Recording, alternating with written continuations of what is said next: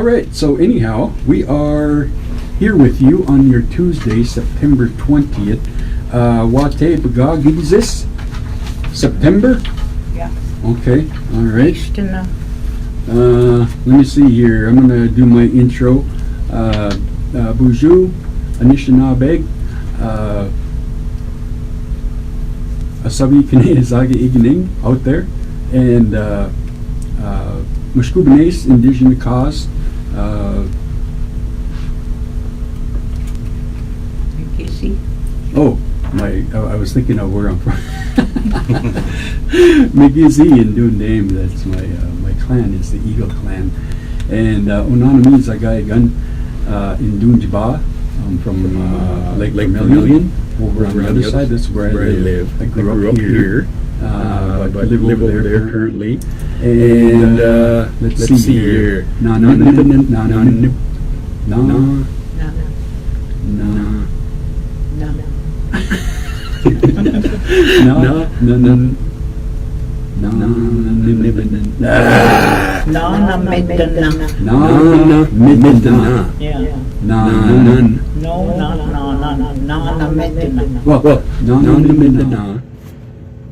Ashi Nanan.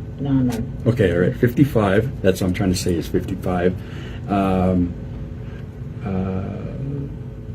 Oh man, I always get this.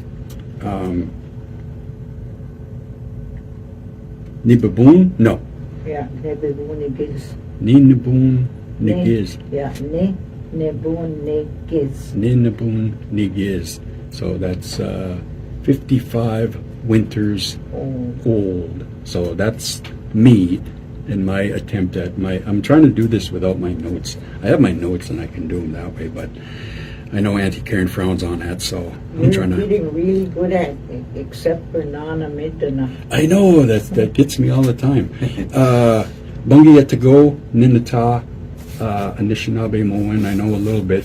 I know my vocabulary is pretty good, but I just got to learn how to put the phrases together, the tense, third person, all that kind of stuff. So that's what I'll be working on.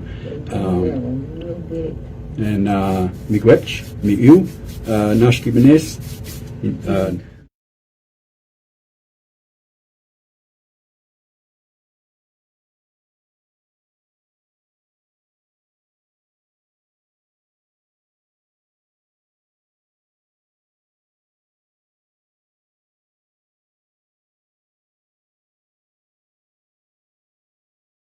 Indigenous cause. Sabikane, Sabikan. And doing your bar. I think we do them. Miko Fananiki, a big one. I've always lived here.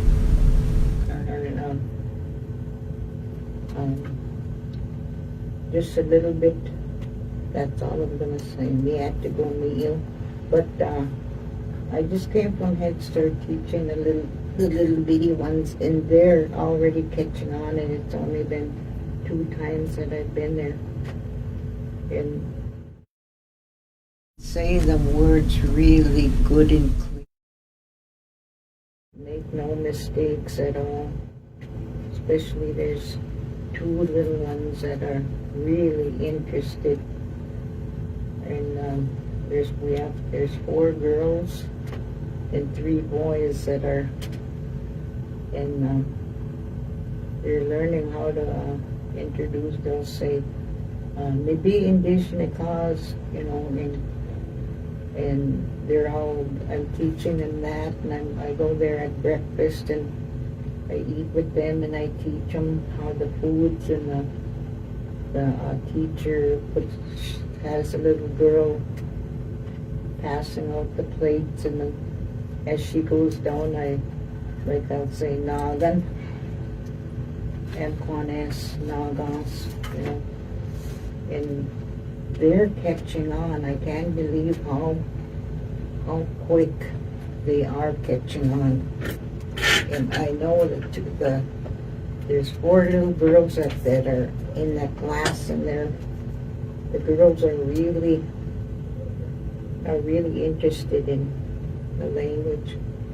But We just might have a special guest today. I'm not sure yet. But if he does, he'll come in anytime before noon. Mm-hmm.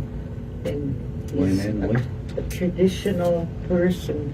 It's a surprise. But yeah, to go in the geeky doing. That's all I'm gonna say for now.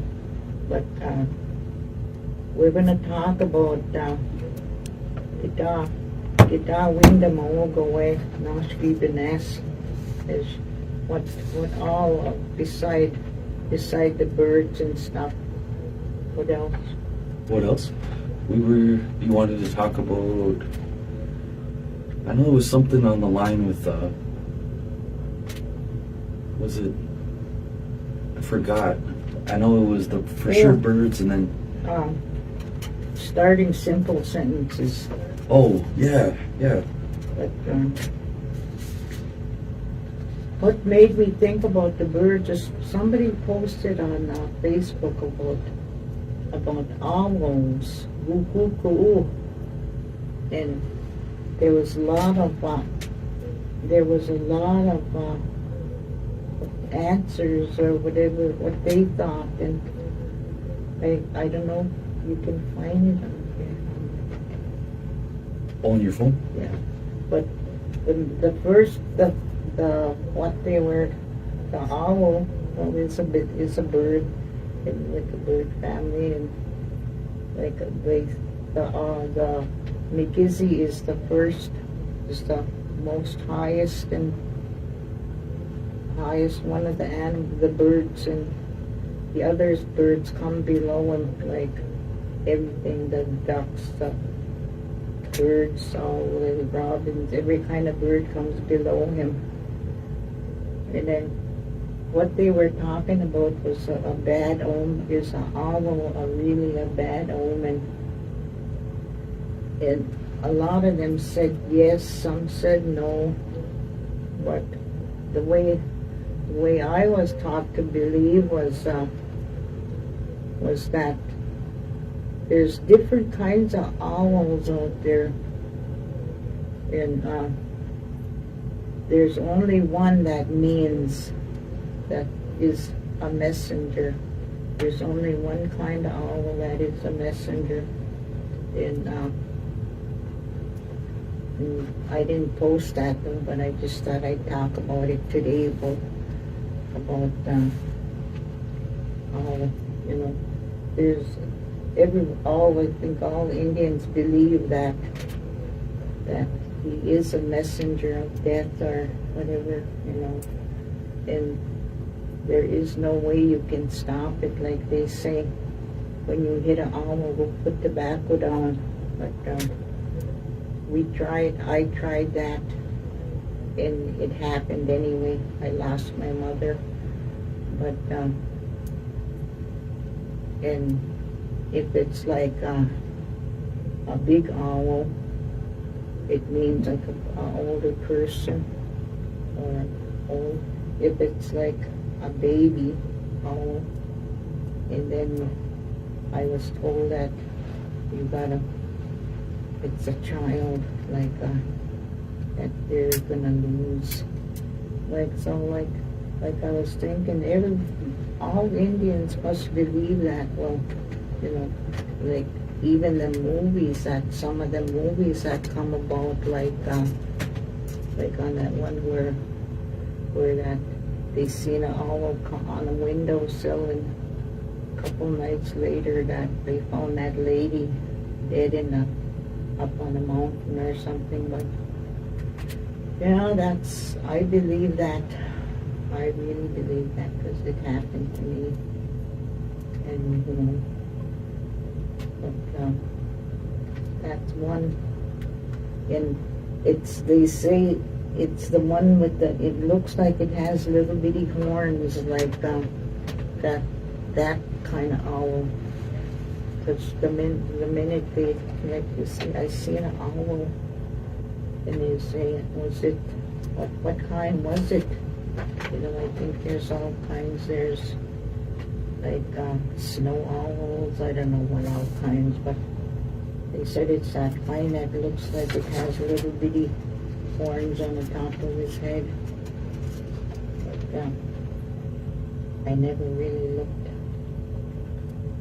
hard, but they say he's a messenger. And then Binashiug, them are birds. Binashi. Binashi is just one bird. Binashiug are all kinds of birds. And that's why I have this nice story about Binashiug, all birds. But I can't tell it yet until the snowfall flies. But like, he has Nanukasi. That's the hummingbird. Nanukasi. I keep real track of the hummingbirds, when they come in and when they go. They left September 12th, and every year I watch them when they come in, and they always come in right on the 12th of the 1st of May. I think it's June. I always kept track of them, and I'd mark it on my calendar. And I remember seeing that when I was in that old Head Start building, the first building that up by the Baptist church up there. There was that old Head Start building. You go down the basement there, and there used to be a bunch of writings on a wall. The janitor was what's his name, Bill Isham. He used to write on the walls, and when the first crow came in, and when it was really interesting to see his writing.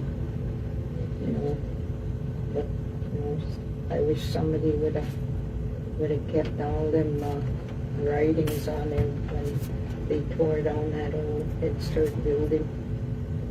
And like the man who Kasi went back, he ain't here anymore.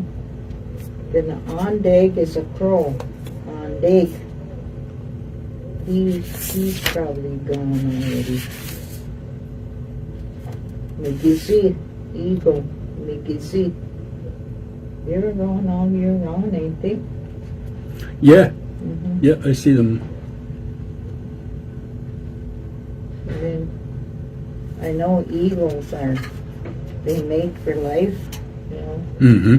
and the mother and the father both take care of their kids to their little eagle kids.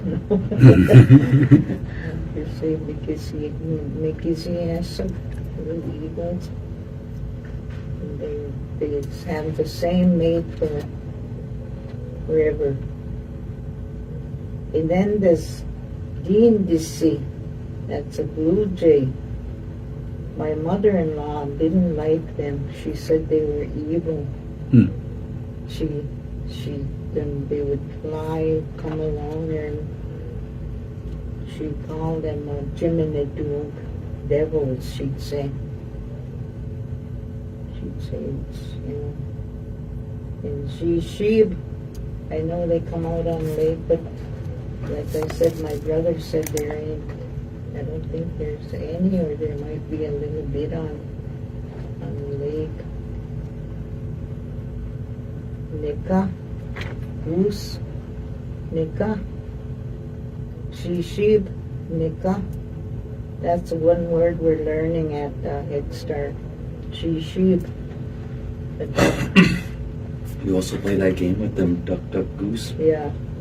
Sheep, Nika, duck, duck, goose. They like that, I'll have to get a picture of a goose so I can show. I don't know if they know how a goose or Nika look. But the elementary do, they. And there's that Goo, the owl we just talked about. And, but I gotta tell this one about when that owl we were going to town, and my husband was driving and I was sitting on the passenger side, and all of a sudden there came a big crash, and it was on my side of the windshield, just all shattered and broke. And here there was an owl, we get an owl, and here that was for my mother.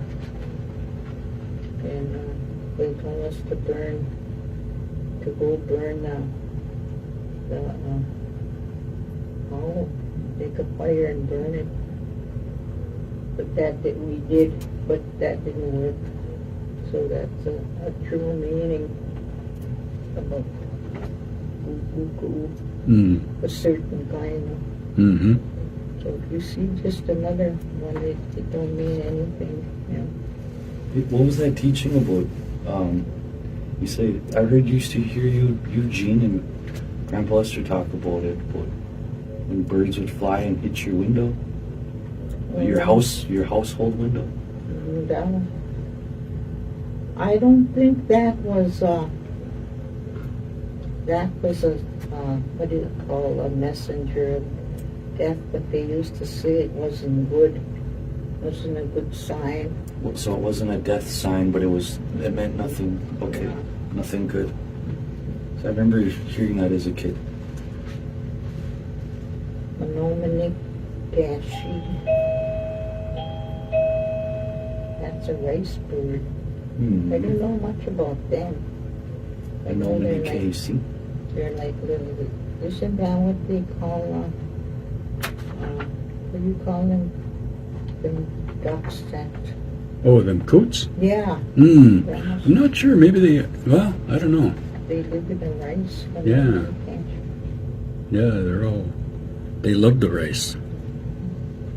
Then Mrs. Say is a turkey. Oh yeah, okay, yep. Mrs. Say. Mrs. Say. A loon, mong.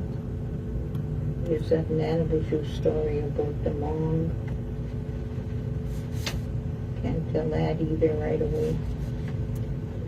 Which one you can't fly. Gekek is a hawk. But there's many, many different hawks, like the red-tailed hawk. That's a warrior. And that's what they give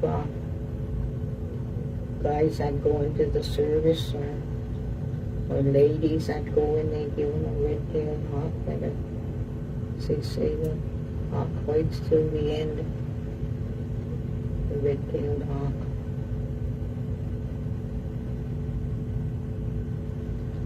And a pidgey. Pidgey is a robin.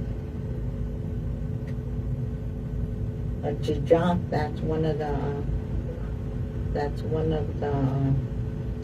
clan animals or birds. A jejak. And it's a crane. Yeah, crane. Jejak. A sinak. A siganak. A siganak. It's a black bird. Gayashk. Gayashk. Gayashk. That's a seagull. Gayashk. Gayashk. Yeah, there's more. What about that parrot one there that says Gagi Gado B'nai Shin? Talking bird. Oh, talking bird. Talking okay. bird. I didn't know there was a word for parrot when I was looking through that dictionary. I was like, wow. I was like, it's crazy. Talking bird, parrot. That's a clan in the Hopi. Is it? In the Hopi people, which I always thought was kind of crazy because they're up there in northern Minnesota, northern Arizona, right? Yeah. And I don't know how native they are to. Seem like they'd be more like Central American. Yeah, like parrots. I've only seen one time, and it was in a mall. Mm-hmm. Well, I don't know if I can't remember if it was Mall of America or one of those zoos. Yeah, that's the only time I've ever seen them. But in their stories, they talk about traveling. Travel. They sent their people to all the four corners of the world. Mm-hmm. And I can't remember the reason why. I don't know if they were looking for a new homeland or something, but they traveled all over the place, and they have stories about what would you call it? Kind of like what's that one guy, Raider of the Lost Ark? Indiana Jones. Indiana Jones, yeah, kind of like that, where you can find not treasure, but artifacts that are laid somewhere. Like they had one of their legends told about this tablet that they had, and where it was to be found in the Skiva, one of their ceremonial houses. Yeah. And it was found where it was described in a corner of that structure under a particular tile. It was written down in one of their legends, or it was handed down. And when they realized that this place was real, like it was told and told and told, and so when the archaeologist went to go look for it, he found it right where it was told. Where it was described at. Yep. He just dug down under that floor and uncovered it, and yeah, there's still records of all these old tablets that they had. There were tablets that they had all over North America. There were other ones that were found, like the mound builders, like that, but they build like different kind of geometric shapes. One of them was like a snake. Yeah. And these things were too perfect to, I don't know, for like somebody on the ground to conceptualize or vision.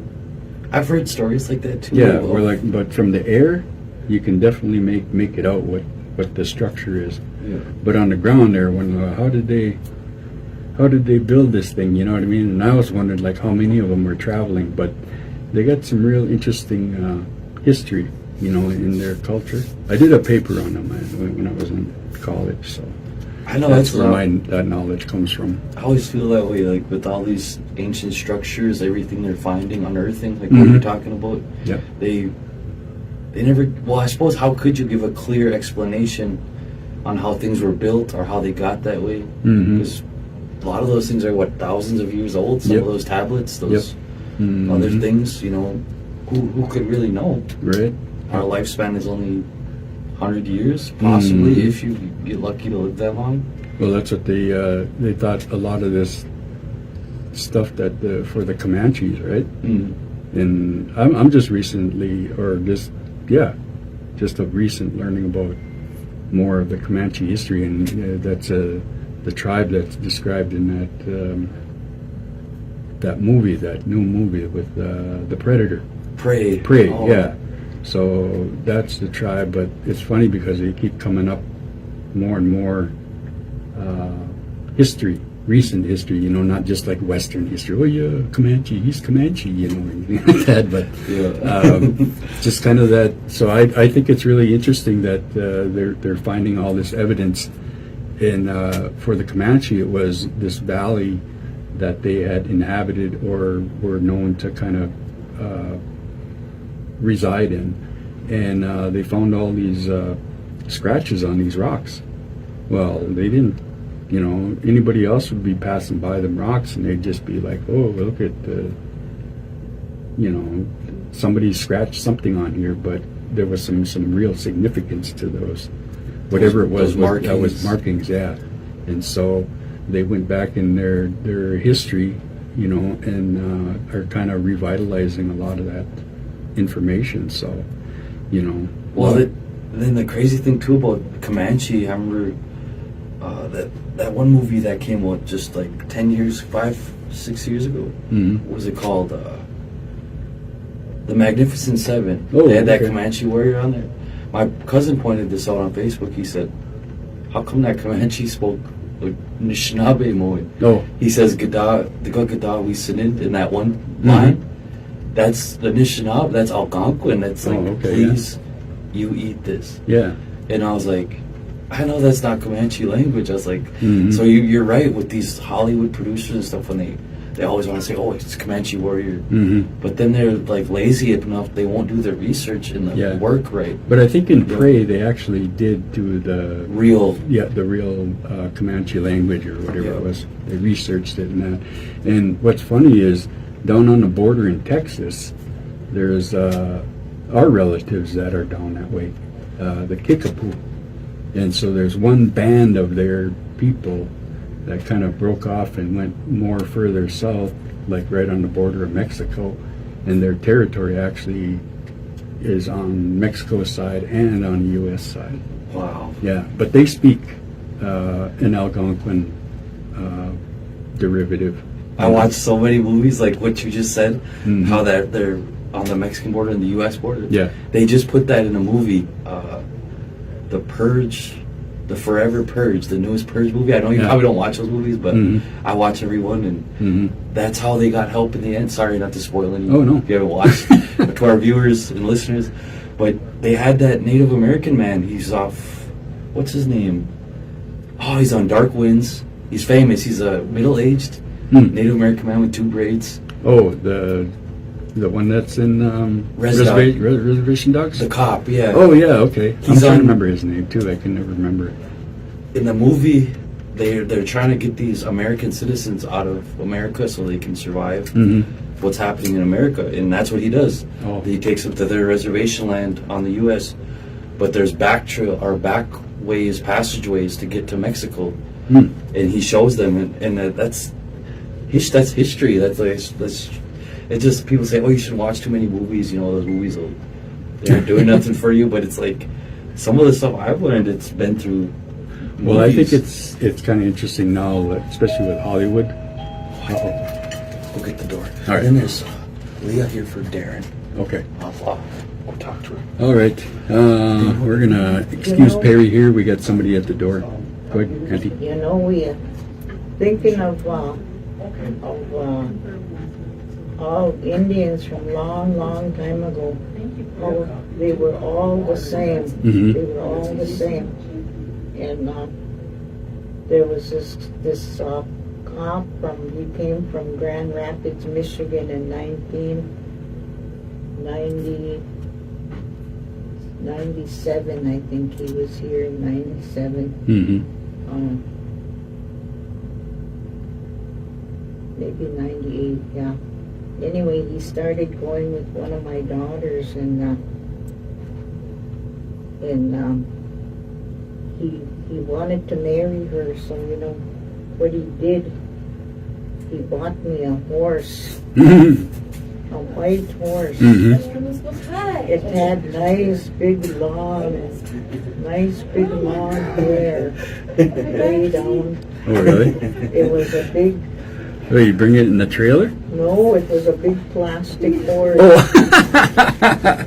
And I told him, you know, James, I said, if I accept this horse so you can marry my daughter, when you get married, you're going to have to bring me 6 live ones. What? I told him. So, you know, his parents were traditional, and so was he. Mm-hmm. His language is the same as ours. Oh, okay. Even though they were from Grand Rapids. I had that horse for a long time, Uh-huh. and anyway, they ended up not getting together. married, Yeah. but I had that nice white horse. It was really pretty horse. So Uh-huh. that's what they must have did too in their marriage. Like they go give the parents like horses or Oh, yeah. something. Right. Bagijigan? Gifts Yeah. to marry their daughters or something. Mm-hmm. They don't play gay. That's the first time I heard that word in a long time, but it was Uh-huh. from Tyke. Oh. Huh. He'd have his check. Well, play gay tonight, he'd say. Oh, That's the way all tribes. Even he was from the Cree tribe, way up in Grand Rapids, Michigan. Oh, okay. Yeah, I know there's you know, like the Menominee, the Odawa. I mean, we're all pretty much the same people, you know. Pretty, right? Mm-hmm. Cree also, yeah. They got a derivative too of Algonquin. I was looking in the Cree Algonquin dictionary. There's 4 different sources. The one we utilize, that Ojibwe dictionary. Mm-hmm. There's 3 other ones. One from Eastern Michigan, one from Canada. But yeah, I was looking at the similarities between you're right. It's just the same. It's still stuff is a little off. Yep. Like for grandmother, I think they say cocoa or kokum. Mm-hmm. Yep. And it's not too far off. Like you hear nukumis in there, Mm-hmm. nuku, Yep. ko. But I just think that, you know, how many people of us there still are? There's Yeah. still a lot. Oh yeah. Michigan, Wisconsin, Minnesota. What is it even? Probably some in Iowa, northern, maybe northern. Well, not Iowa, but I just think, you know, there's still. I was surprised to find out how many language speakers there still are. Mm-hmm. There's still quite a few. But Yeah. we're not subject. I'm sorry. That's just the differences, you know. At one time we were all together, you know. Yeah. Must be that, you know, the ones that all believe the same way, you know. Mm-hmm. No, when like in the past, you were talking like, you know, I don't know, where they offer something, you know, for a hand in marriage or whatever, Bagichi gun. I don't know if that's the way we would recognize it, but I always thought that was wondering, like, what do you call that? Well, they call it dating today, right? Where the courtship, Yep. that type of thing. So I don't know if traditionally, I never heard any teachings about that. You know, like long time ago, even before contact. You know, what was the protocol? You know, Yep.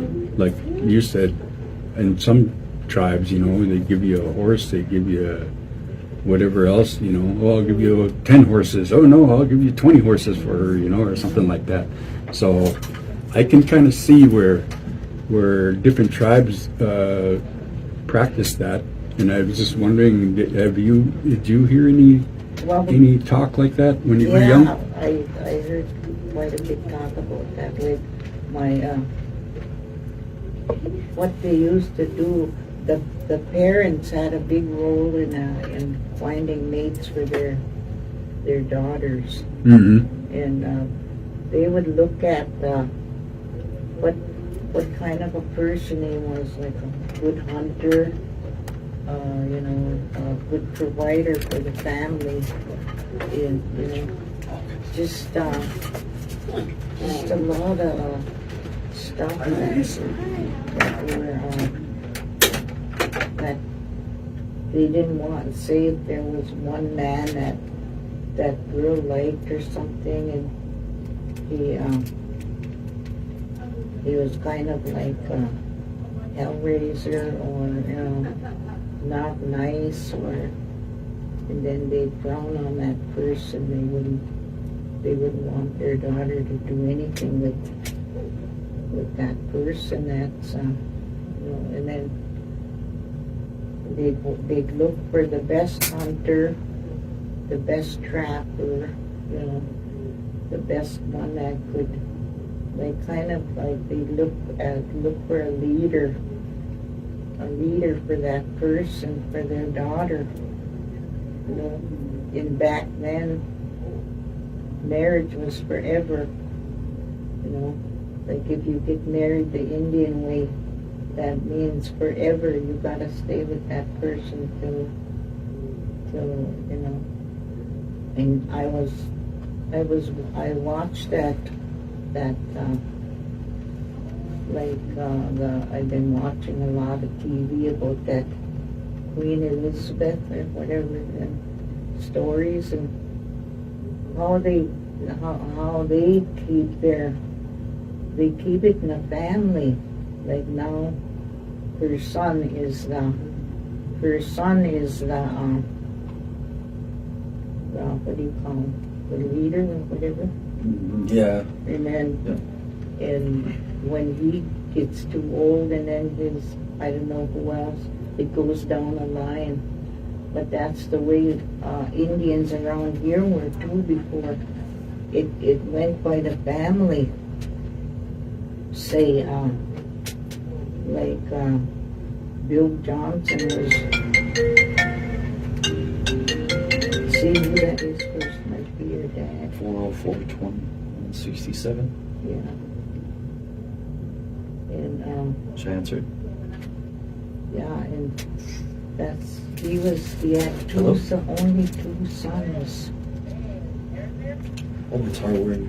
Yeah, she's right here. Tell him I'm in the radio. Oh, she's on the radio right now. She'll call you back. Anyway, he had 2 sons. Didn't have no daughters, just sons. And Okay, sounds good. He was the chief. Okay. And he was the when he was gonna pass, his oldest son would have took as being the chief, and then the youngest son would be his last, his the last one, and then like Jack was supposed to be the next chief after his dad passed, and he only had 1 son. That was Justin Bonus, but he would have been the chief after his dad Jack passed away. And then, and it was like that for the chiefs around here in Boyce Fort. And I was just thinking that's the same way it is for that place in where's that for Queen Elizabeth?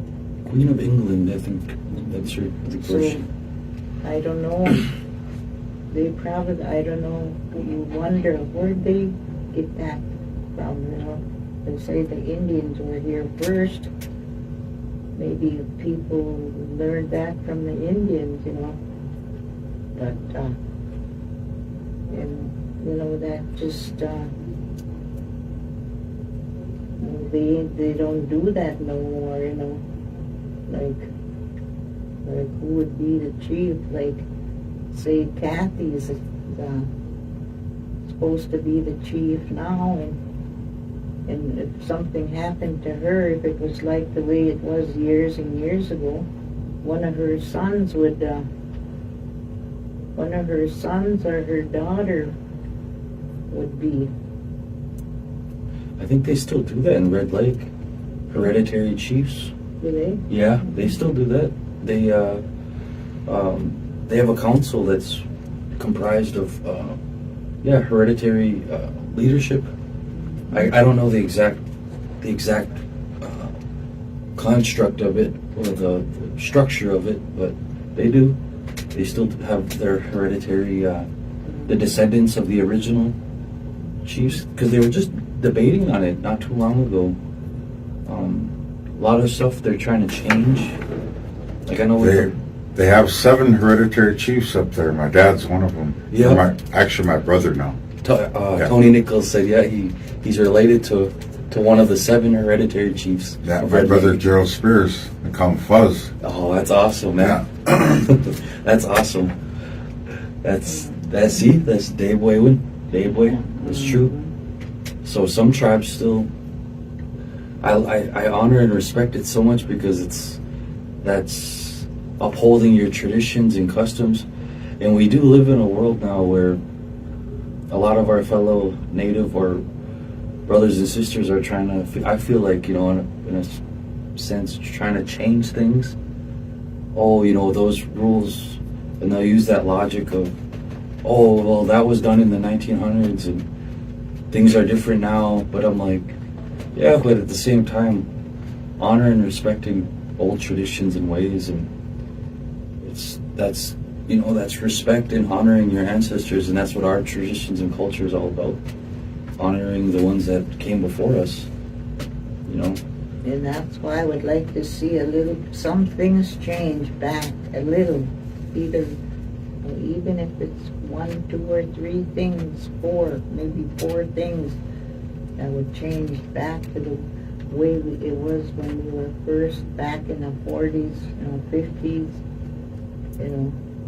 and things start changing back in the 60s, I think. I can't remember. When the old ones start dying off, like Bill Johnson, Bill Boney, all the old men, then that's when things start dying right with them, Mm-hmm. Yeah, there's a lot of things about chiefs, and I don't know nothing about Red Lake, but or other reservations, I just know how it was on ours. Yeah. You always say that though. Red Lake dialect is probably the closest to ours. Mhm. You think? Yeah. Because I've spoke a few of those White Earth words to you, and you say, well, kind of, but not. You said Red Lake's probably the most similar, because they call their language Anishinaabe Moin, Mhm. but I think Leech Lake, they call it Ojibwe Moin. Yeah. Fond du Lac uses Ojibwe Moin. Yeah, that's what I said. My cousin used to say that too. We're not Ojibwe. We're not. We're Anishinaabe. Anishinaabe. Joanne used to say that all the time. We're not Ojibwe. And that's the way we were brought up when we were growing up in Strongville, Mm-hmm. and how you grow up and how you see things as your people did, that's how you're gonna believe, but I respect everybody else's belief, how they believe, because they all have their own, and we don't know what they do, what they Did you do. see what they're bringing back to? Going? Shane Drift posted this, and then another person showed me they're bringing back that old word for Bois Fort. It translates to people of the thick fir woods. Oh, yeah. Men of the thick. They're starting to use that now. Mhm. For all these years, they never used that. I remember in the 70s, 80s, it was written down. Hold on, let me see. I can't remember. I know what they were saying, what the word they were using. Okay, geez. But that's what it translates to. Men of the thick fir woods. Yeah. They're starting to use that now. Shane was posting about it. I've been on social media for like 10, 12, 13 years. 14 maybe. I've never ever heard that. Hold on. Don Chosa used to bring that up a long time ago when we had our immersion camps, he used to, I can't remember. It's in my head how to say it, but Here it is. Yep, men of the thick fir woods. Shortened to Zagwan Daga Niniwuk. Zagwan, hold on. There you go. Zagwan Daga Niniwuk. Am I saying that right? Zagan, yeah.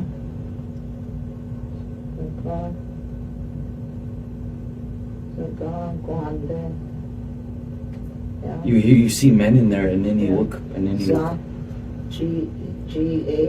Gaakwa, Zaguan. Yeah. Mm-hmm. Yeah, I heard that name years and years ago, and they just quit. How did they say it in their dialect? They'd say the same way Zaguan did it. Zaguan. Zagwan Daga. Yeah. Zagwan Daga Niniwuk. Mhm. Niniwuk. Men of the thick fir woods. I used to hear Jesse and all the old people say that. Oh no, here it is. Zaga Kwan Dago Niniwuk. Zagwan. Yeah, there's two different ways they. But you see your Grandma Jessie say that?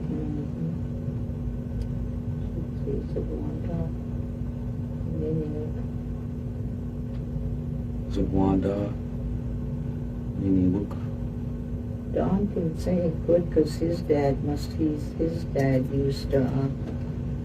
used to say it. That's why I wish he did there.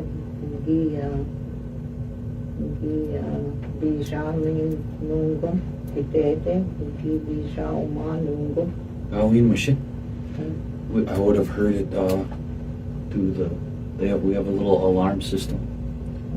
But he's I'll keep checking. You want me to go check on it? Well, just get down no Nick Owen, call him and see, Okay. and ask him on the AI, and that means where are you? On the AI. On the AI, and there was something else I was going to talk about. Yeah, I want you to see the differences.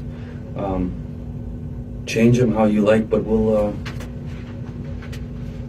go through those sentences. But that's not our dialect. That's that Ojibwe dictionary. But I know that Owenen, the first one says Owenen Dinawa Beneshi. But I know you would probably just say Owenen Beneshi, right? No, Or what kind on Owenen Dinawa. Is that Dinawa? Dinawa.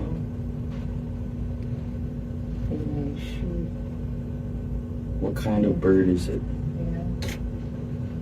How?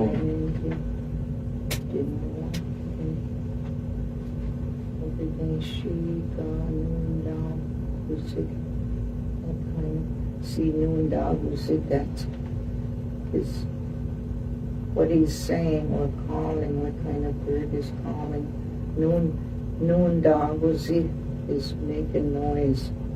Or let's say what kind of bird is that making noise. Noon dog was Owenen Dinawa Beneshi. Ganun dog was it? Ganun dog was it? What kind of bird is calling? Yeah, because I hear that when you used to say Ganun dawe na. Did you hear that? Or Ganun dum? Ganun dum na? Ganun dum. Something with hearing or calling. Yeah. You can with your tawag, your Agdagamik Gipuni Aya. I see, I know that's, we probably don't use this. Uni Aya Beneshi Nishi Dagamik Gipuni Unia. See, that's hot. Tongue Beneshi. The bird flew onto the top of the house. Yeah, I know you would probably say that differently. I'd have to think about it first, I'll say. That's why I do this. I take what the dictionary says, and then I relay it to you, and then I know you have some changes to where how the elders of Boys Fort used to say it, or the older generation. Each, like three, you got three are two, what? There are two birds, Perching. I would say two birds sitting on a tree. Nishigo, Bineshiaka, Namatabiyogumatik. See that? Yep. Two birds, Nishigo, Nijago Beneshiuk. Namatabiyogumatik. Namatabiyogumatik. Two birds sitting on a tree. See, then that's our dialect. Nishigo. Beneshiuk, Nishigo Ziwak. Two birds. You Two use birds. an issue first two. Bineshiuk, Namatapiyukamantik. You would use two birds. Two birds. That's sitting on a tree limb or on a tree. Well, and then too, just remember, you used to always have that joke with George. You used to say George is Niju Kwe. Two, no, just kidding. You know what Niju Kwe is? Two women, or Niju Nini, two men. Those older guys would always joke like that, huh? Mm-hmm. Niju Kwe. Yeah, you have two women on you. Gee. Niju Kwe, Anishinaabe, the neck. That means, what time is it? Madaswe Shibajik, Madaswe Ashi Bajik, the Baganek. Madaswe Ashi Bajik, the Baganek. 10 o'clock? 11. Oh, okay. Should I call him? Yeah. I found a book. I'm gonna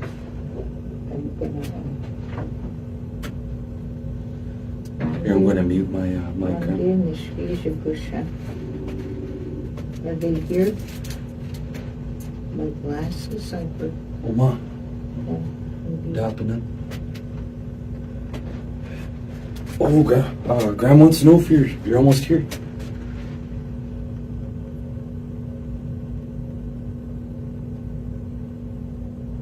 That one you just bought?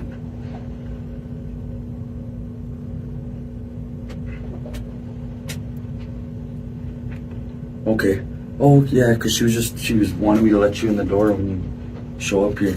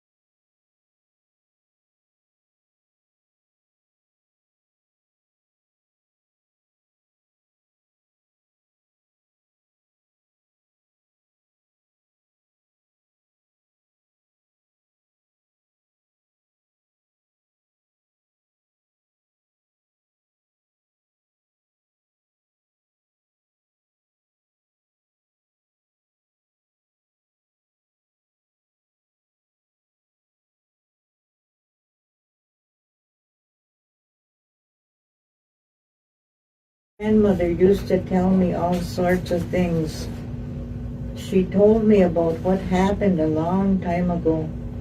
She said that it must have been over there at what was called River Fork, Crow Wing, on the Mississippi, where they got all kinds of food. They must have been fed with all sorts of things over there.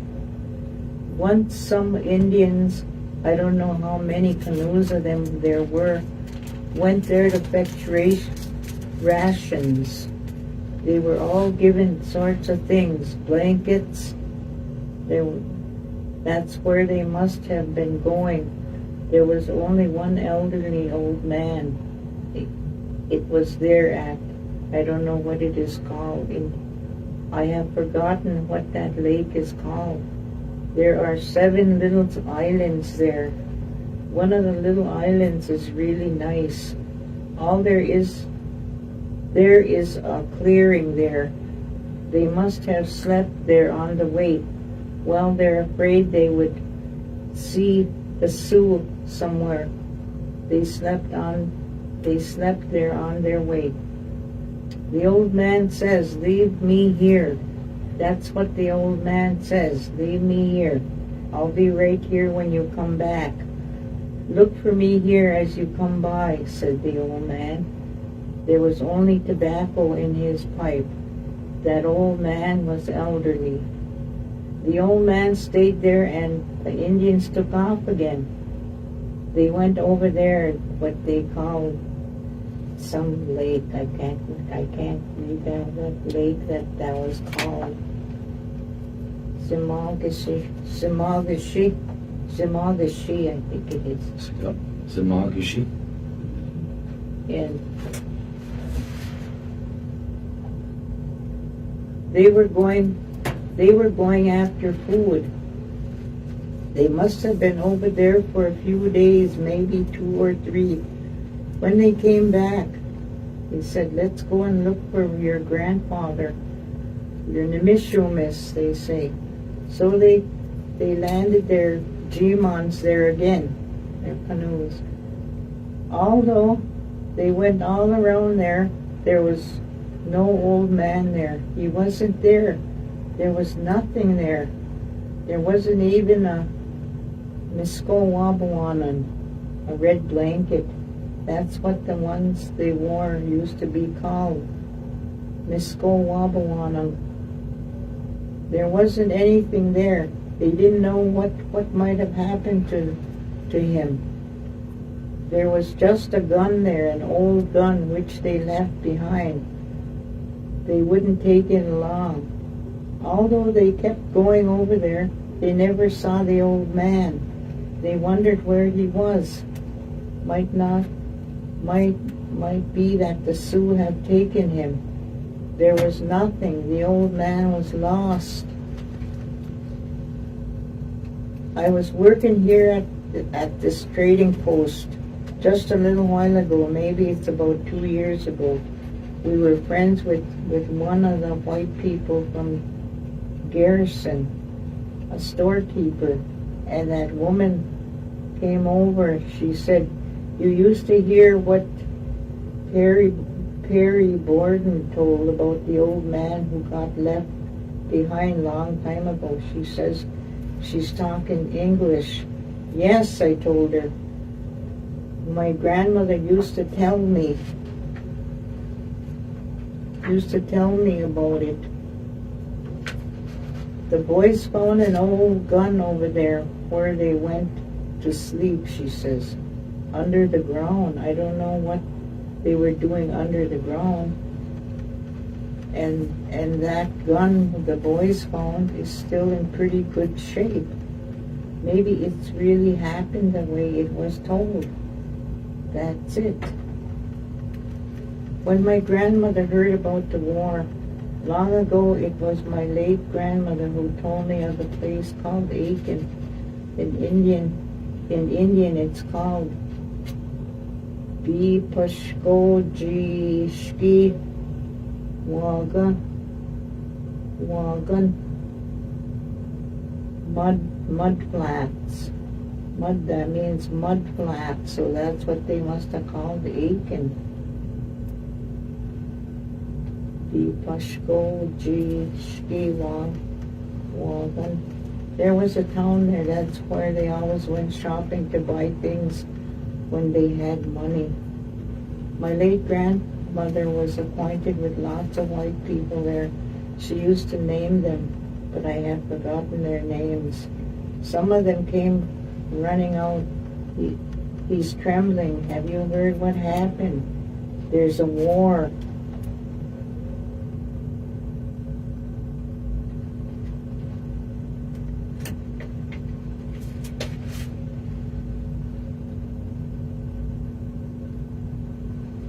More of what my grandmother told me, what happened long ago.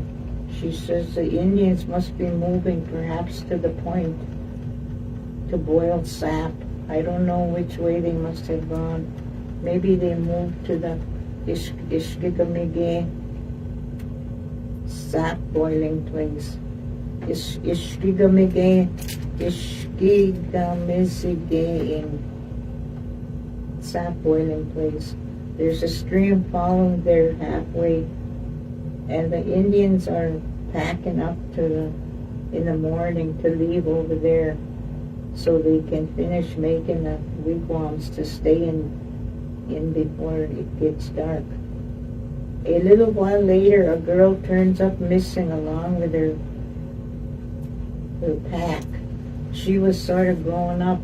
She disappeared, So one of the women went back to see what she's doing because she might have fallen in the stream. The girl's bundle was sitting there. Although she calls for her, she gets no reply from her. She goes somewhere else, but in vain. She can't find her. So she turned back and went to tell of finding a little girl, that little girl's pack. She was not anywhere.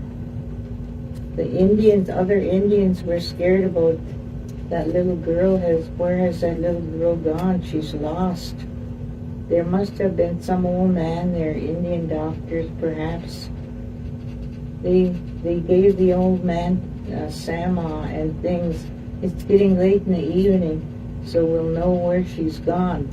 After a while, as the sun was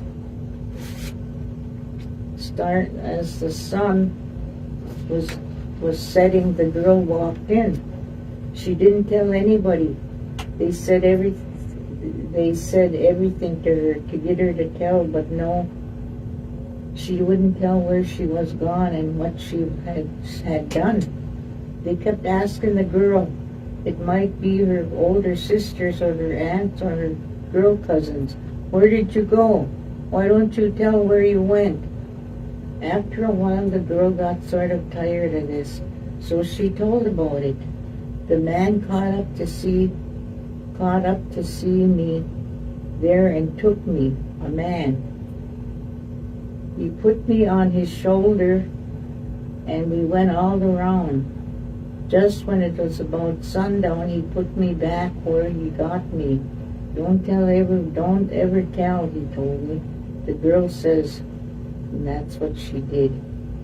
So sure enough, the girl died just a little while later. He told me, don't tell. You'll live long if you don't tell.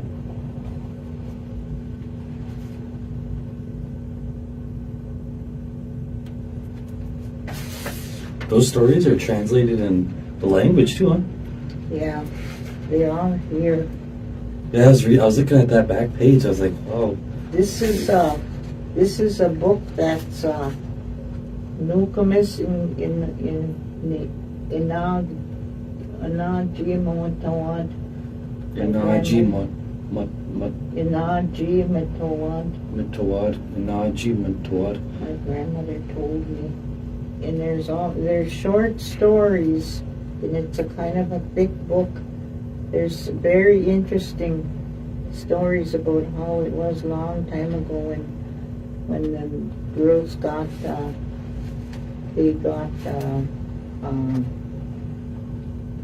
kidnapped by other men from the other tribes or other bands, and how we were told about like why we should put cedar in our moccasins when we go to a powwow, and just for being safe.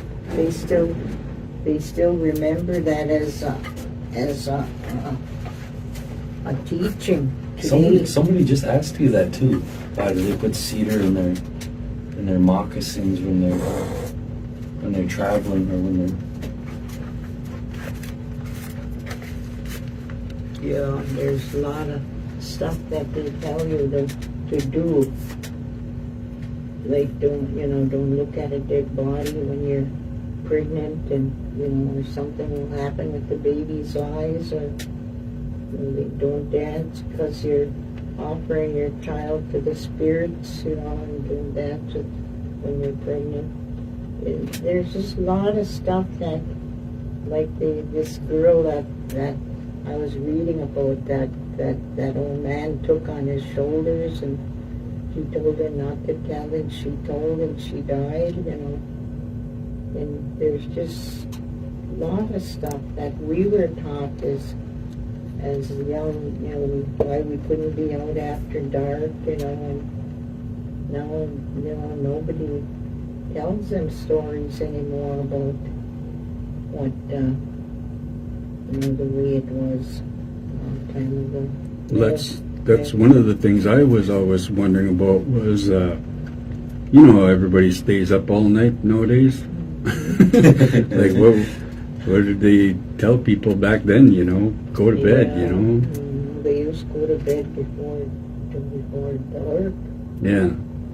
Well, and plus, I suppose everybody was pretty busy, you know, with chores and hauling water and Yeah, working hard. working hard. Yeah. You're probably tired. Mm-hmm. Like in the winter when the kids didn't have nothing to do, they couldn't go out because it was cold, you know, then they'd stay and they'd do all kinds of work. Like the men would do jobs with the little Mm-hmm. boys. Or, Like cutting wood. I mean, you had to Yeah. stay warm, you know. Mhm. Needed water. Yep. When did they get the pumps?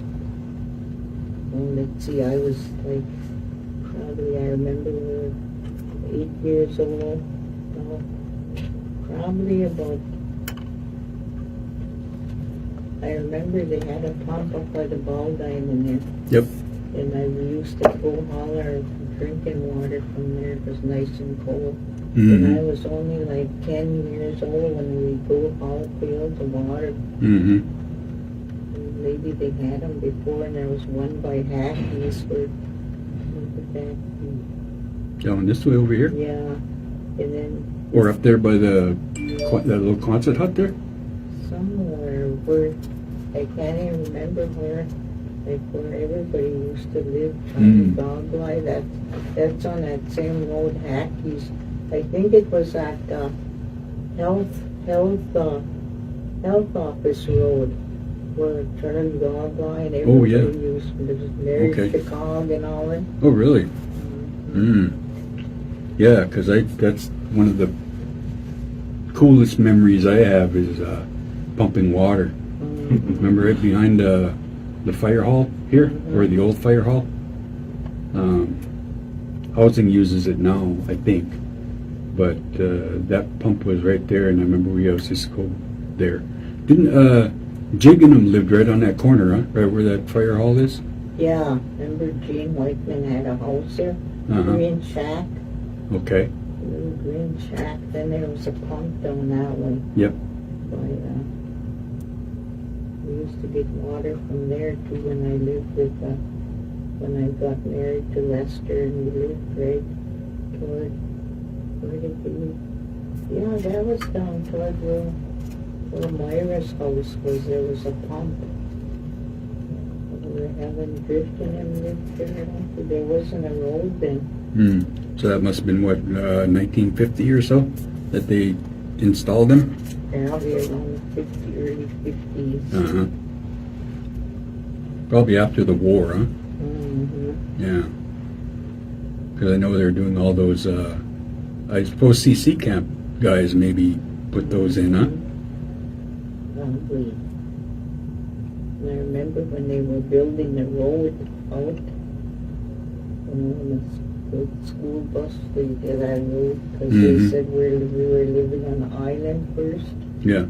and it was all, with the lake dried up out this way, and then it turned into, it was just a swampy area, and they couldn't build a road through there, it kept sinking. Oh, that's that old swamp road, right? Mm-hmm. Yeah, because I remember coming across there, and I remember when it was getting bad, and they decided to put a nice road through there, modern. Yeah. But it used to be just logs. If you go out there today and walk back there, you guys were back there 2 years ago, huh? Mm-hmm. You guys were getting medicine. Yeah. Yeah, but if you go back on that road, I think that you can still see the logs under the broken up tar, and the plants are kind of taking it back over. Yeah. You know. I suppose because it was so swampy, you know. Mm-hmm. And Jesse used to tell us about there was a lost island. In the lost island was where we're living now. This was an island before the whole land? The whole land here on Boys Fort was an island. Yep, that's what I always imagined when I used to ride my motorcycle around. I try to make a trail going along the shore, but the best place to put the trail was there's like a slope all around the village to where it goes down about, I don't know, I'd say maybe 6 feet. Mm-hmm. It just all the way around the village. It goes up that way, all the way down towards Goofy's down there, and then on this side over here too. Remember I was telling you all them dreams I had about some settlements and some old underground areas. I was having all these weird dreams just about the village, about back behind down here in Pineview, where all them homes were built up on little. Well, to put the basement in, they must have built the basement up and then put gravel all the way around the outside. So there's kind of a slope that goes down, and then it hits kind of like a little wooded, swampy. I don't know, it's not too swampy, but just woods, I guess. And then it goes off about maybe, let me see, 1, 2, maybe about 300 feet. Goes back, and there's a fire line that's back there, and then beyond that fire line, about another 100 feet is where that area I was telling you about, where there's a slope that goes down. Mm-hmm. That's where the old shoreline was probably back. That what they're talking about. I don't know how many hundreds of years that would have been. Yeah, there used to be. Remember that first old junk car lot they had around here? It was down by Goofy. Oh yeah, yep. Landing. Mm-hmm. And somebody said if they dug up down there close by where that car lot was, I bet they'd find some old cars. Oh, I bet, yeah. Yeah, because there was a lot of cars back there, just old junk cars. And then there's still an old, kind of like a Model T, old Ford, still back there, just right down there by that fire line in back of where we used to live down in Pineview. There's an old, it's probably, I don't know, it's probably rusted and gone by now, but back in like 1980 it was, I thought about, man, it'd be nice to fix this up, Those classic cars. There was a guy in Virginia, he stopped me in Leicester a long time ago, and he said, "You think they'd let me go on a reservation and look in that old car lot?" I said, he was went to Bougie and man. I said, I don't know. I said, you'd have to ask. Ask if you can go on a res and dig around. Yeah. But, Yeah, there's quite the cars out there. I remember there was a back end that had a rumble seat in it. Man. Yeah, so one of them little back seats where they fold down, but it's out on the outside of the car. Those are back by Goofy's? Further? Yeah. Further? I've never seen those. Often before winter comes up. there's and where we lived in Strongville, there's still that my grandpa's Grandpa George Strong's what he used to make hay has a seat, and it's still back there. Like a tiller, or or that thing that. Yeah. Wow. It's still sitting back there. Nobody attempted to go get it. Yeah, it's still there. I believe I don't know. We got to go down there again. Yeah. I know we talked about it doing this summer, but this Strongville project that we're going to do, Yep. we could probably go down there next summer or something, or next spring. I got to interview, I think it's like 8. I already have my list. You, Squeak, Inky. There's 5 other people I got to do. I know George. George is one of them too. I got to put a post about it and see if anybody around the village. I bet, do you think Chaz's mother would know? She probably would if you talked to. If you went along with somebody that knew her good, she'd probably talk. What about Gary Donald or? He Oh would yeah, do- you would know. He would talk about things, Gary Donald and Yeah. Press and Hank Garnier. Moots would even, but he's so, I don't know, he's so shy. Squeak. Squeak. What about Anishinaabe tongue? Would you know anything? Oh yeah, he would. You would? Mm. So see, I got my list ready. I just gotta. George wants us to do a genealogy family tree report too. That's gonna take some time. I want to do it right. I don't want to get anything wrong on it because I kind of rushed that powwow book project. But the Strongville one, I want to make sure I do it. We're gonna have a family tree. We're gonna redo that. We're gonna put that map in there. That we still have that map. You and Grandpa drew of it. So we're gonna put a little booklet together on that. Yeah, Courtney have a copy of Strongville. Me and Lester put it on a big brown piece of paper, with that big everybody's house. He was like a good artist, and he drew all the houses, how they looked, and they were all log houses. Did I tell you too when I was researching that Monroe P. Killy? You remember how when you said that those totems were sold but long ago, but they weren't supposed to be? I was looking into that Monroe P. Killy. He passed away in 2010, but he was a collector of Native American artifacts. He would come up here. That's why he would come up here. He would purchase or trade for. He just loved all things native. His backstory was. I was listening to that interview. Somebody interviewed him, a lady, and what was your fascination with Native American? I'm just paraphrasing. I'm not quoting, but she asked him in the interview, where did your fascination with Native Americans come from, or where did it? And he said, as a boy, he would play cowboys and Indians, and he would always want to be the Indian for some reason. I don't, and it's just hearing Me that. too. Yeah, yeah. Squeak was saying when they play cowboys and Indians, he'd want to be the cowboy.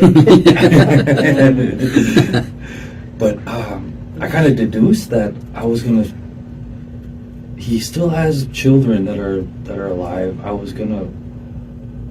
Because I'm not accusing anybody of anything, but it's just the time frame it's there.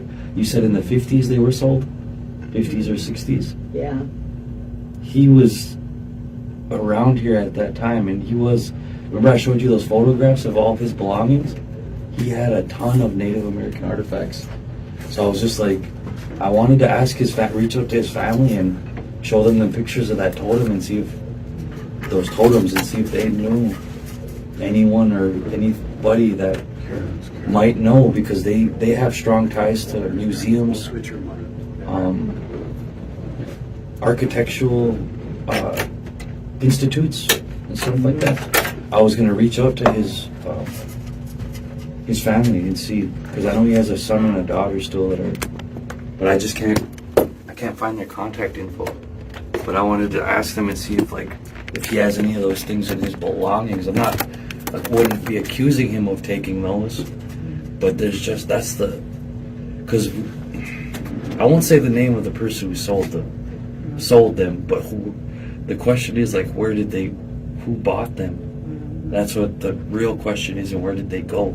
Because I've always heard as a kid you talk about them, and you want to see them come back. Yeah. Those Strongville totems. That was my grandma Rose's nephew. His name was Thomas Palmer. He's been Guinea-Boom, Meosha. He died long time ago. But somebody want to call in here? Oh yeah, I forgot. For how to say bird in how to say bird, and then how to say one, like say what we named, like a duck or a duck or a partridge or one of them.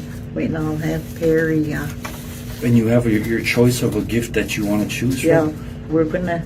Yeah, you can get a choice of a gift, but what's all on the? Oh yeah, here, so I'm sorry. Okay, name. You can tell them to name. Say bird first, Beneshi, and then name one of them. Ask them. There you go. Yeah. You can do Nanakasi. Yep. Anishinaabe. The Gabazindao Shiuk. Geta Abajitu. Abaji Gadabaja Anishinaabe Mun, B'nai Shiuk Anishinaabe Mun. Use your language. Bird. Say it in the language. You can name off at least, name 5 birds, right? No, just 2. Just 2? Just 2. 2 birds. And you can have your choice of a Neat. prize. Name the birds that they can name. Okay. Nanukasi, Hummingbird. Ondag, Crow, Migizi, Eagle, Deendisi, Blue Jay? Did I Yeah. say that right? Okay. Sheep, Duck, Nika, Goose, Gukuku, Owl, Manominikeshi, Rice Bird, Gichi Bane, no, Mizizese, Yep, as I say. Mizise, turkey, Mong, Loon, Gaykick, Hawk, Gagi Gadu, Beneshi, Parrot, Apache, Robin, Ajajak, did I say that right? Crane. Mhm. Ajajak, Crane, Siganok, Blackbird, Gayashk, Gayashk, Seagull. So just name 2 birds. Call in and name 2 birds. The number is 218-750-7268. Anybody. And the prizes you can pick from are, you could choose a language game, a Karen Drift game board. Oh, the number? Oh yeah. 218-750-7268. We have 2 gift cards to choose from. A mini fridge, a sea salt lamp that emits a nice fragrance. And we also have 2 $25 2 $25 gift cards. Cash cards. One from Cub Foods and one from Patton's, right? Yeah, them are the ones. Okay. But the Visa cards, $25. That's the one Mark donated yesterday. He gave you Visa cards too? Yeah. Wow. Oh, that's cool. You can pay for gas, pay for anything. So Visa call gift in card. now. Yeah, call in now. We got the number. If you can look at our Facebook feed, we'll put the number right up on one of the screens here. And Right on that number speaker. is 218-750-7268. And what Auntie Karen requests that you do is to say birds in our language, Beneshi, and then give us 2 of the birds off the word list today. And you can find that word list up on our Facebook page also. And there's a hummingbird, there's a crow, you got an eagle, a blue jay, a duck, a goose, an owl, a rice bird, and a turkey, a loon, a hawk, a parrot, and a robin, and a crane, a black duck, and a seagull to choose from. That's a lot of chances there to win, and you only got to pick 2 of them and just say like a duck, sheep, or an eagle, migizi, yeah, or a crow, on Dave. So just call in 218-750-7268 and win yourself a little prize. Got a selection of them. We'll let you pick and choose the gift card, I believe we're giving away. Yep. Okay. Yep. So yeah, and we want to thank Mark Drift for donating our prizes. And if there's any other people or organizations that want to contribute to some of these giveaways on the Anishinaabe show, that would be awesome. Renee Bardo too. She yeah. donated too.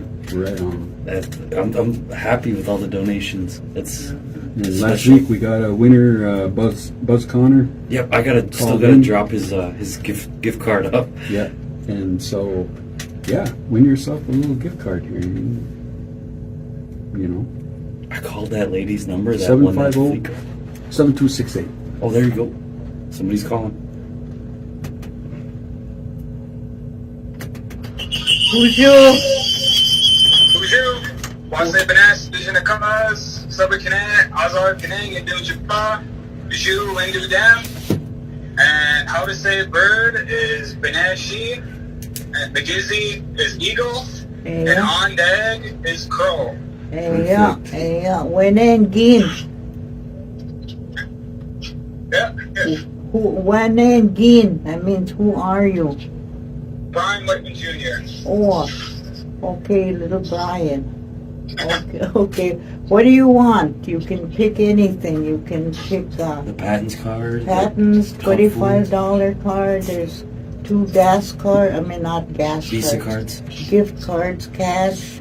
And there's a 6-pack, a little freezer where you can keep your shingle babu.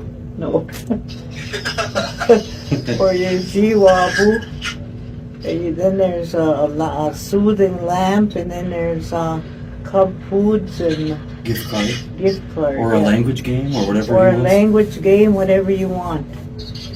Oh, okay. Yeah, I already got a language game. I'll take that $25 Visa card. Okay. Perfect. I'll write it Right down right now. on. Yeah, Good choice. you can come after it and get it from Perry after just lunch stop or up whenever. at the, ring the doorbell at the front. Bigotch.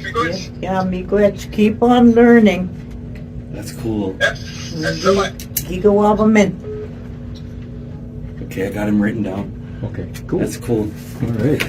Right on, there you are. Oops, there we go. That's how easy it is, yeah. Doing some more coffee here.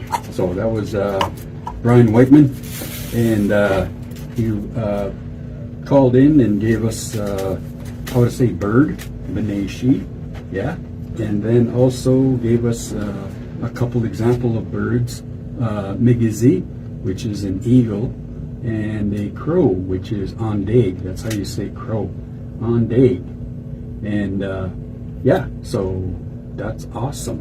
And let's see here. Where are we at here, Auntie? Which direction are we headed? Okay, I was just gonna say about the eagle. I always when I teach the elementary kids, I teach them about how the eagle is the head of all birds. He's the head of all birds. All these birds on a list are below him, and because he can fly the highest. They said he's closer to the heavens, to the whatever. He has nice sharp eyes. He can see a little mouse running in the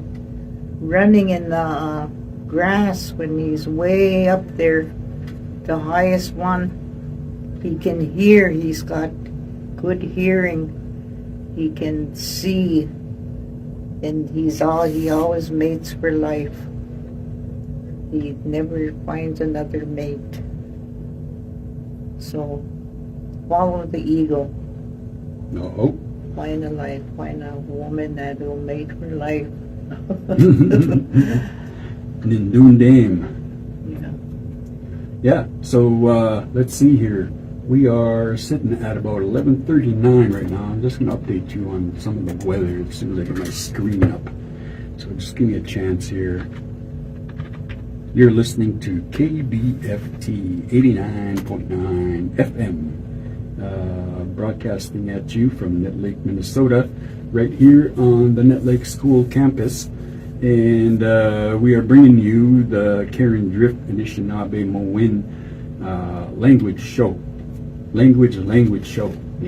And so yeah, we are right now, currently, as soon as I get my screen up here, I had to take a break, we sometimes we get short-staffed, and so I had to step out there and help one of a couple ladies that came in to talk about voting, and making sure that everybody was reminded about the upcoming election, and reminding everybody that their mail-in ballots will be coming to this area within the week. And just as a reminder, just kind of giving people a little bit of information on, looking at it, and then how to process it, and then giving you some information on where to call.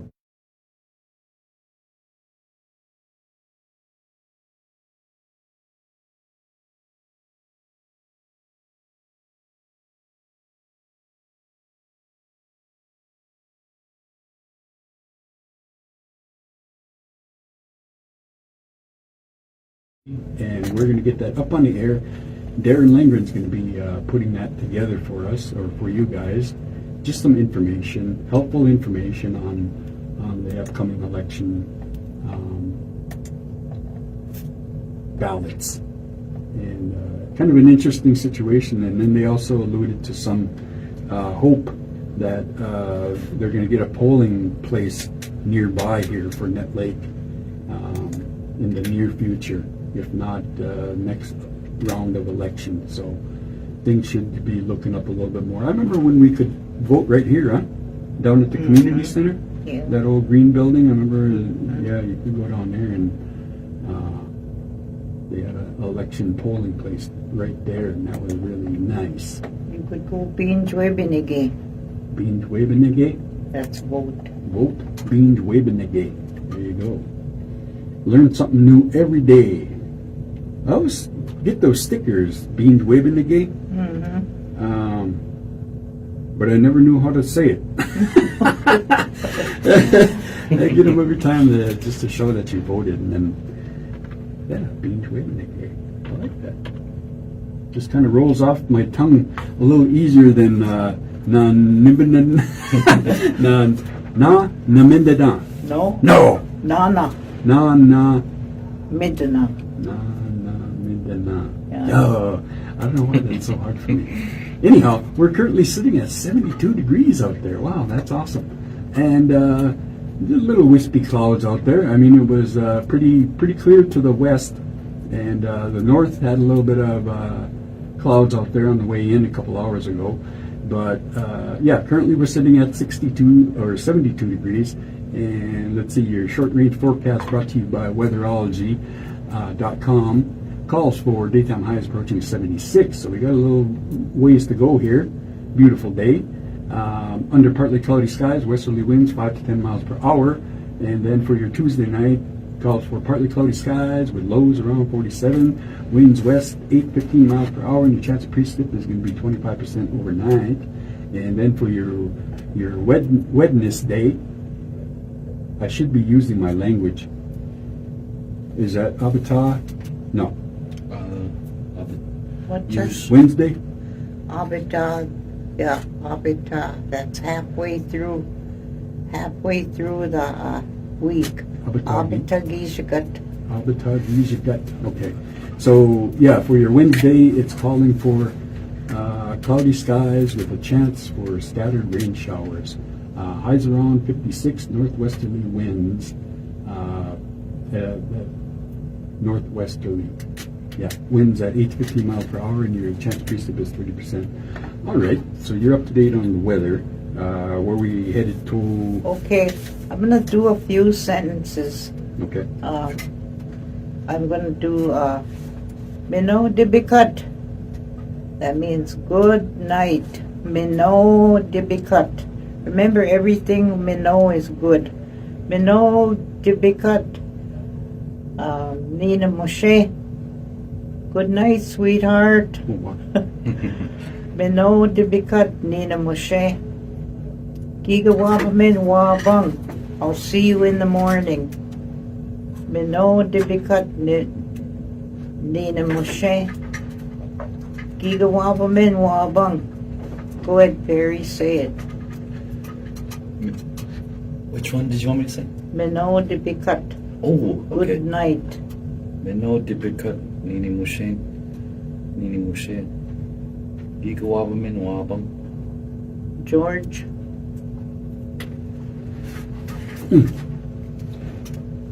Mano Dibikat. Nina Moshe. Gigawaba Min Wabum. Or Gigawaba Min Wabum. Yeah. You're saying, good night, sweetheart. I'll see you in the morning. That's a good one. I like Mino de bikat ni na Moshe. Gigawa pa min wabang. Then there's another sentence. Ozawashko gijigat nungum. Blue sky today. Uzawasko Gijigat Yeah, nungum. Nungum. Harry, Ozawa shko, Ozawashko. gijigat, Gijigat. nungum. Nungum. Ayan mino gijigat. Ayan minno gijigat. Blue sky today. Have a good day. Ozawashko gijigat nungum. Ayan mino gijigat. Ozawashko is blue. That's a color blue. Gijik is the sky. Gijigat. Gijik. Nungum is today. Nungum, today, now. Blue sky today. Ayan is have. Ayan. Mino is good. Mino. Gijigat is a day. Ozawashko gijigat nungum. Ayan mino gijigat. And if you can just say some sentences together. So Ayan Minogijigat is have a good day. Yeah. Nice. And then if you say like, where are you? Andi Ayayin. Mm-hmm. You know. Andi Ayayin. Where are you? I always ask Shane there when I call him. I say, Andi Ayayin. And he'll tell me, oh, Virginia, or, you know. Udinong. Yeah, he'll say something. Ayan mino gishakat. Have a good day. They posted rules for this Ojibwe, this language table program. Uh-huh. So they said Anishinaabe Moen at the go. Only Ojibwe language or Anishinaabe language. Mm-hmm. What does this one mean? Nashke away. Nashke. Nashke away. Nitum. Ena kunigewin. Ena kunigewin.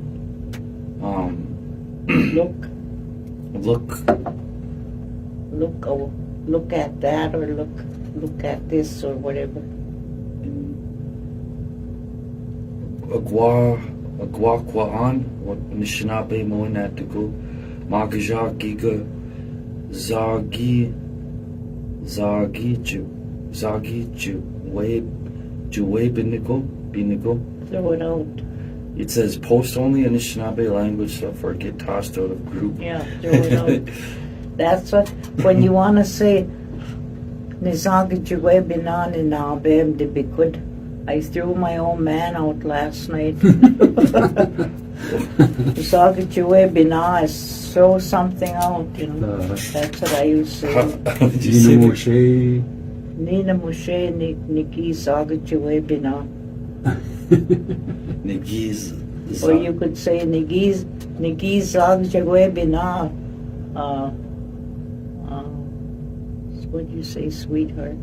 Nina Moshe. Yeah, Nigiz Zag Jagwe Bina Nina Moshe. I threw on my sweetheart. Negiz Agajawe Bina. Bina. Zag Jagwe Bina. And you could just add like, I threw him out. Nigiz Zag Jagwe Bina. Zam Gigil B was too drunk. No? Negiz Agajawe Bina Nini Mushe. Okay, I got her. Then I look for things like here. I'm talking about spiritual dreams. When I have spiritual dreams, I'm always walking alone, and I have my dreams early morning, probably around 1, 2 to 4, maybe even 5. And if you don't know the people in your dream, it's a spirit. If it's a bad dream, tell 4 people. If it's a good dream, keep it to yourself until it comes true, then you can tell it. And put your sama out if you have a bad dream. Dreams mean something. And, you know, like a lot of people don't believe in dreams, but Anishinaabe, that's how we communicate with the spirits, our spirits, through dreams. You know, and that was one thing I was really really up on when I was growing up is I'd listen to my uncles, aunts, mother, and everybody, grandma, talk about Bawajige. That means dreams. Bawajige. You know what's funny and well, not funny, but that I realized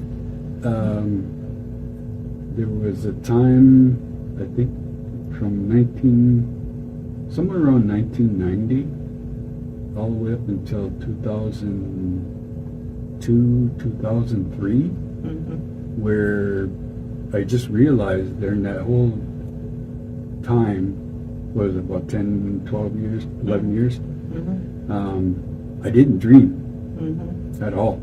I every once in a while I could kind of maybe remember that I dreamt, but They weren't strong. I just didn't have any dreams all through that time frame. And that was a time in my life when I was using pretty heavily, Yeah. in my own alcohol use. And so how would you interpret that as far as like the spirits just not Paying attention to you. not paying attention to me? Yeah, and they used to tell me that if your mind is all blocked with, like, if your mind is all blocked with webs, spider webs or whatever, then that's that alcohol and that whatever you're taking, and you can't dream until you have a clear head, and then you could. Somebody come to me, one of my kids come, he said, "Ma, I can't dream." And I said, "I know why you can't dream." I said, "Because you're drinking alcohol. You're abusing alcohol." And he used to have dreams. He was sober since he was 16 years old. He quit. And then he would dream. He had spiritual dreams. He was dreaming of that. Remember that Oklahoma bombing? He had a dream that he was only 18 when he had that dream, and he said he was dreaming he was somewhere where there was a big bunch of body bags all over the ground, and he was running around looking for somebody. And not till about a week later that happened, that bombing, and that's what he was dreaming about. Now he said, "I can't dream." I said, "That's because your mind is all blocked with alcohol." I said, and then he quit for a while again. He quit for about 4 months, and then he said, "I'm starting to dream again." I said, "See," I said, "that's Yeah. Niyatation is I'm sober. How is I'm not sober? Would you just add Gawin to that? Gawin, they're not. Gawin, Niyatation. Yeah, I'm not sober. Okay, I'm not. Gawin, Niyatation, Okay. And after that period, I realized the reason why my usage was so high then is because I was having these physical pains. That I used to have these pains that would just kind of it was almost like lightning wrapped around my bones, and it was just kind of flashing all the way through my body. It would even go up into my head, and then it would go all the way down to the tips of my fingers, and then down into my legs and my back, and just a lot of pain. And I didn't realize that. I figured it out. What I did is it was so painful that it even cold hurt. Like if things were really like in the wintertime. And I started thinking to myself, "Oh, I must be getting old," And I was only 40 years old. I didn't know how people felt when they were aging and stuff like that. But I really felt like an old man. It was really miserable, and so that's the reason why I was using a lot of alcohol, just to kind of numb the pain, and I couldn't sleep, and so a lot of that time frame was caught up in that. But I eventually figured out what it was that was causing all that pain inside my body, and it was allergic reaction to a particular medication, and I had been taking that for, I think it was like one of the first cholesterol medications that were on the market. And you know, what's crazy is even on top of that, I still end up having a heart attack, you know, with blockages and all that kind of stuff. But that it was just that medication that was causing all of that. And I didn't know, well, I kind of had an idea, but I knew that the high cholesterol was a danger. So that's why I kept taking that medication all those years. And then here all the time it was causing all this pain in my body. Those side effects of it. Yeah. Your body was a... Yep. And so, you know, I was getting in trouble, a lot of high usage, all that kind of stuff. And I finally decided to make a change because everything just got so miserable at the time. So I backed off all my meds and just went with kind of getting back on them one by one. And I figured it out. It was the cholesterol medication that was making me feel like that.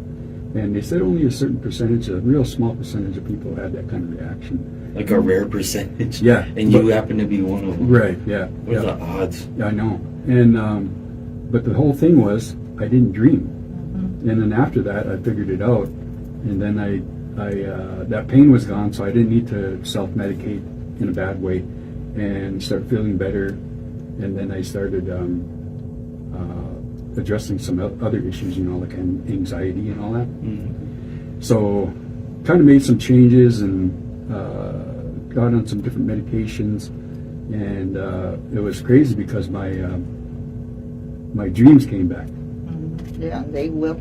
And all of a sudden, boom, I'm like just having all kinds of crazy dreams, you know, and really nice ones, you know, too, you know, about relatives that have passed on and all them people coming back, you know. So I often, I mean, I equate a lot of life, I don't know what you want to call it, health to our dreams, you know. So I really appreciate you when you bring up these talks about, you know, our dreams, because I think it's a significant part of our tradition that we don't pay close attention to anymore. You know, if you once you really get into your language and your culture, you're gonna dream in Indian. You're gonna dream you're talking with somebody and you're just talking so good, like you're really fluent. I dreamt one night, I had a dream I was talking to Dolly Doo and she was talking back to me in Indian, and we were talking back and forth. But I think, I don't know how, I know she ain't fluent, but in my dream she was speaking to me and I was speaking to her. Yeah. And then a lot, I've been dreaming more in Anishinaabe, more like I'm talking to kids. Like, what am I saying, Per?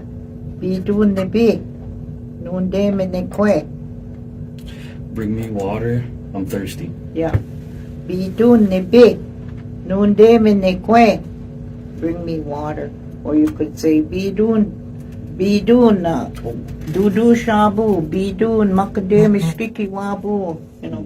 Okay, gagu now, quick. Okay, mi kwe chigi bisandaw yeg nungum. Ayan minogi shikat. All right. Yep. Thank you for tuning in. We'll see you guys on Thursday. I hope.